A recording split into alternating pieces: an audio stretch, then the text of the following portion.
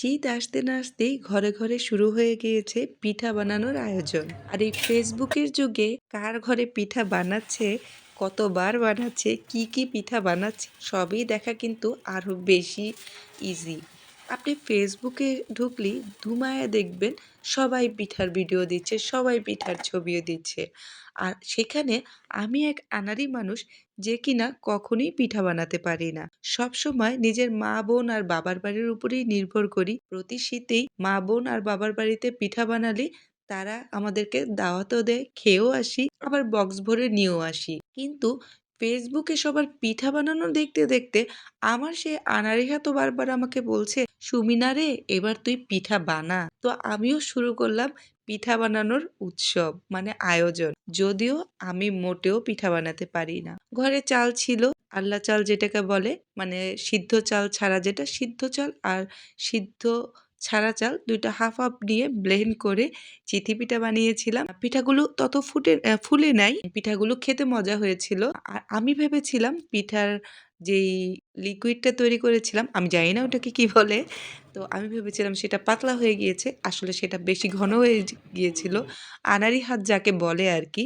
তারপর আমি ১ কেজি দুধের মধ্যে গোটা মসলা দিয়ে, জাল দিয়ে, তারপর খেজুরের গুড় দিয়ে, গত বছরের খেজুরের গুড় ছিল, সেই গুড় দিয়ে, একটু লবণ দিয়ে ভালো করে দুধটাকে জাল দিয়ে তারপরে পিঠা রান্না করেছি। যেহেতু আমার হাসব্যান্ড এই পিঠার ঝোলটাই বেশি পছন্দ করে, তাই আমি ঝোলটার দিকেই বেশি ফোকাস করেছি। পিঠাগুলো অত ফুলে নেই, বাট খেতে মজা হয়েছিল। যদিও পরের দিন সকালে বেশ শক্তও হয়ে গিয়েছিল। যাই হোক, তারপরেও খেতে অনেক মজা হয়েছিল। আমি রান্না করেই বক্সে ভরে নিয়েছিলাম। কারণ ১ বক্স দিব বাবার বাড়ি, আর ১ বক্স আমরা খাবো। তো সকালের নাস্তা হিসেবে এই পিঠাই ছিল পরের দিন সকালে। কারণ আমার হাসব্যান্ড সকালবেলা এই পিঠাটা খেতে খুব পছন্দ করে।